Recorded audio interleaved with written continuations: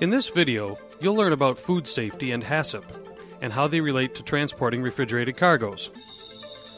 We'll discuss temperature management, food safety and the food chain, HACCP, food handling and processing, and preventive actions. Of all the factors that affect food quality, temperature is the most significant, and therefore must be properly managed. However, even when properly managed, temperature control alone cannot compensate for poor operating practices, procedures, or physical damage to the cargo. Every temperature-sensitive product has its own ideal temperature that it must be kept at in order to preserve its quality and maximize its shelf life. If not properly maintained, food quality will be compromised and deterioration and/or spoilage will occur. However, there's much more to maintaining food quality than temperature management alone. Food safety is also a very important factor. Simply put, food safety is ensuring that food is safe to eat. Preventive measures help ensure food is harvested, processed, transported, and prepared properly before it's consumed. Food safety concerns exist in every step of the food chain. This chain is the entire series of events foods go through from their initial point of origin to the final point of consumption. Transportation plays a significant role in every step in the chain. Therefore, everything possible must be done to ensure food remains safe in each and every step. Every organization in the chain has responsibilities and exposure to risk, including cargo damage, spoilage, contamination, and possible consumer health issues. These risks provide the potential for legal responsibility. As a result, it's important to understand the three food safety categories, which are the food itself, people, facilities, equipment, and sanitation. Security, although technically not a food safety category, also plays an important role in food safety-related activities. The first category, the food itself, involves things that occur naturally in raw food, such as natural contaminants and organisms, and their potential to spread. Recontamination after harvest is also a potential issue associated with the way food is processed and handled, and can also distribute contaminants. The second category is people. When working with food, personal hygiene is very important. People must wash their hands often with appropriate cleansing solutions and wear protective clothing to help prevent contaminant distribution. People can also be carriers of common diseases and can spread those diseases to others, either directly or indirectly. As a result, it's important that all health-related employment policies are adhered to and enforced to minimize contamination risks. The third category is the environment, facilities, and equipment that food is exposed to. Waterborne and airborne contaminants can enter the food chain from the environment. Improper or incomplete cleaning and/or sanitizing practices can also allow contaminants to spread. Food preparation work surfaces, floors, utensils, cleaning tools, and transportation vehicles can sustain harmful organisms and contaminants for long periods of time, if not properly cleaned and sanitized. Equipment maintenance, therefore, is also an important part of food safety, and if not properly and regularly performed, can allow contaminants to be distributed. As previously mentioned, security, although technically not a food safety category, is playing an increasingly more important role in helping to keep food safe. Keeping food in secure areas helps prevent unauthorized access and potential food tampering.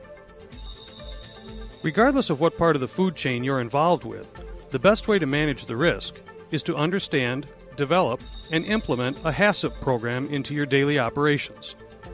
HACCP stands for Hazard, Analysis, and Critical Control Point. It's a scientific approach to preventing contamination hazards in food and potential foodborne illnesses that can result.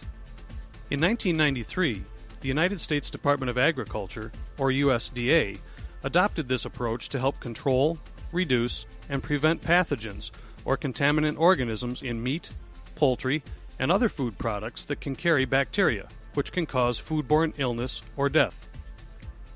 HACCP is based on 7 principles. The first principle, analyzing hazards, is associated with biological, chemical, and physical contaminants. The second principle, critical control point, is associated with the identification of critical points in the food's life cycle, beginning with raw materials, or raw state, all the way through processing, transportation, and preparation. Principle 3 is establishing preventive measures, with critical limits or tolerances for each individual control point. Principle 4 is establishing procedures to monitor each critical control point. Principle 5 is establishing corrective actions to be taken when monitoring shows the critical limits have not been met. Principle 6 is to establish procedures to verify the system is working properly. A good example of this is time and temperature recording devices, such as those found on many transport refrigeration units. These data recorders may either be standard or an add-on option. The seventh principle is establishing and maintaining an effective record-keeping system to document HACCP program adherence. Another aspect of HACCP is the pathogen reduction rule that became law in 1996. To understand it, however, you need to know what a pathogen is. A pathogen is any virus, microorganism, or substance that causes disease or acts as an infecting agent. The pathogen reduction rule is based on sound science and focuses on identifying and preventing food contamination hazards. It also places responsibility on food manufacturers, distributors, and transporters for ensuring the food they produce and distribute remains safe throughout its journey to the consumer. It also provides a means of ensuring that companies develop and implement appropriate food safety-related procedures into their operations. The implementation and monitoring of HACCP programs not only helps protect consumers, but also helps companies in the food chain compete more effectively. In 1997, approximately a year after the pathogen reduction rule became law, meat and poultry production facilities were required to implement preventive measures, including the Standard Sanitation Operation Procedures, or SSOP, to ensure food preparation areas and equipment were properly cleaned and sanitized. Beginning in 1998, large production facilities had to begin implementing HACCP programs. Medium-sized plants were required to begin implementing them in 1999. And in the year 2000, very small plants were required to begin implementing them into their operations. In 2001, verification procedures began as a means of confirming food production facilities did, in fact, have HACCP programs and that they are both actively used and in compliance. Record keeping, a HACCP principle and an important part of the verification process, lets investigators see how well food chain participants are complying with food safety laws. The nature and extent of foodborne illness in the United States is significant. In an October 2001 report, the Federal Department of Agriculture, or FDA, and the USDA estimated that there are between 24 and 81 million foodborne illness cases per year, at an annual cost of $7 to $23 billion. The physical effects of these illnesses range from discomfort to death. 80% of the cases were due to personal hygiene and sanitation problems, and 98% of the cases were preventable if safe handling practices had been used. So, as you can see, there's much more to maintaining food quality than temperature management alone. Food handling, processing, and transportation, if not properly managed, can result in food poisoning caused by a variety of different sources, such as bacteria, parasites, viruses, and chemicals. So what preventive actions can be taken to minimize your risk?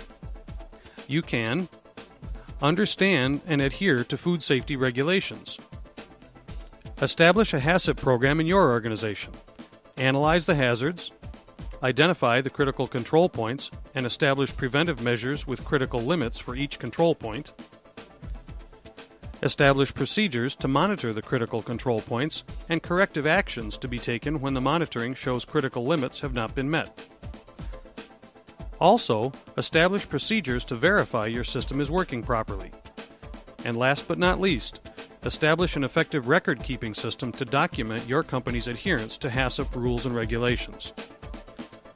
Doing so will help ensure you consistently deliver safe, high quality food to your customers time and time again.